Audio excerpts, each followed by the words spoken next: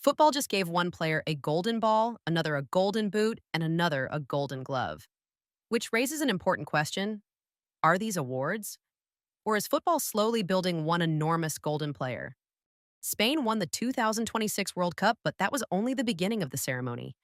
Because after deciding who won the tournament, football also had to decide who won the ball, the boot, the glove, and several other prizes hidden inside the biggest prize.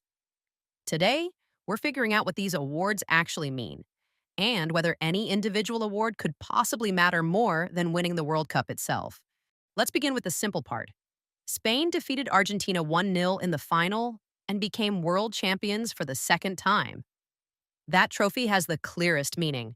Your team survived the entire tournament, won the final, and reached the top of international football. You don't need a committee to interpret it. You won the World Cup because you won the World Cup. Simple. At least it was simple until the smaller golden objects arrived. This is where I became concerned. Spain already received the biggest trophy, then they started giving out more prizes. That is like finishing dinner, and the waiter brings you smaller dinners for individual achievements during the first dinner. How much dinner did we order? The golden ball goes to the tournament's best overall player. Not necessarily the top scorer, not necessarily the champion's most famous player. It recognizes the player judged to have delivered the strongest complete tournament. In 2026, that player was Spain's Rodri. He controlled matches from midfield, won 80% of his duels, and helped Spain manage the tournament from beginning to end. The golden ball is essentially football saying, "We watched everything you did, including the parts that don't always appear in the score." But there is a complication. The golden ball is based partly on judgment. Reasonable people can watch the same tournament and disagree about who was best. The next award involves much less philosophy. The Golden Boot goes to the tournament's leading goal scorer. Kylian Mbappé won it after scoring 10 goals for France. This award is easier to understand because the main requirement is numerical.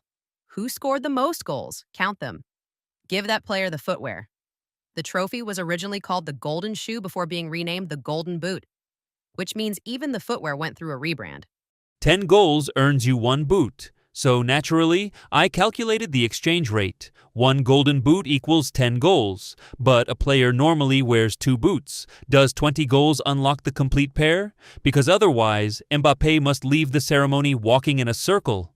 This explains why the golden ball and golden boot can go to different people. Scoring goals is one part of football, an enormous part, obviously. But the best overall player may influence matches through passing, defending, positioning, leadership, or controlling the pace of the game. The Golden Boot asks, who scored the most? The Golden Ball asks, who played the best? And football has spent more than a century discovering that those two questions can begin arguments in almost any language. So far, the system almost makes sense. But then we reach the award that cannot be won by most of the players on the pitch. And it introduces a strange contradiction. You can be the tournament's best goalkeeper, even if somebody else scores more goals against your team than you would personally prefer. The Golden Glove recognizes the tournament's best goalkeeper. Spain's Unai Simón won the award after recording 7 clean sheets in 8 matches. A clean sheet means the goalkeeper's team allowed no goals during that match. The goalkeeper does not literally receive a clean sheet. There is no laundry component. Unlike the Golden Boot, the Golden Glove is not decided by one simple number. Clean sheets matter, but so do saves, decision-making, consistency, and performances in important moments. A goalkeeper also depends on the defenders in front of him. So the individual award recognizes one player for succeeding inside one of football's most cooperative relationships. The goalkeeper wins a glove for stopping the ball. The scorer wins a boot for putting the ball past the glove. And the best player wins the ball they were fighting over. This ceremony is not distributing awards. It is returning everybody's property. Then there is the Young Player Award. In 2026, Spain defender Pau Cubarsí received it after an impressive tournament at just 19 years old. This award recognizes an outstanding player who meets the tournament's age requirement. It serves a different purpose from the golden prizes. The Golden Ball looks at who performed best now.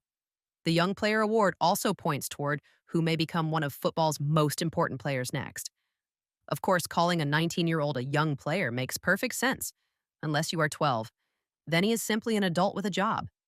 This brings us to the real question. Which matters more? The individual award tells the world that you stood out. The World Cup says your entire team completed the mission. A player can have an extraordinary tournament and still go home without becoming world champion. Another player can win the World Cup without receiving an individual prize. One celebrates personal performance. The other celebrates collective survival.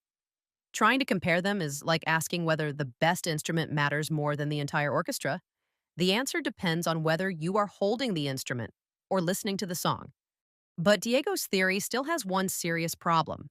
If football really is assembling a golden player, the job is nowhere near finished. We still need a golden shirt, a golden sock, a second golden boot, and perhaps the most valuable award in modern football, the golden person who remembers where everybody parked. I believe I understand now. The World Cup tells us which team was the best. The Golden Ball tells us which player was the best. The Golden Boot tells us who scored the most. And the Golden Glove tells us who prevented the scoring. So the ceremony rewards the person scoring, the person stopping the scoring, and the person standing in the middle trying to organize both of them. Football has not chosen a winner. Football has recognized the entire disagreement. Now help Diego understand. If you could win only one, which would you choose? The World Cup, Golden Ball, Golden Boot, or Golden Glove? Tell us in the comments and explain your choice, because Diego is still waiting for someone to win the Golden Pants. They are essential to complete the person.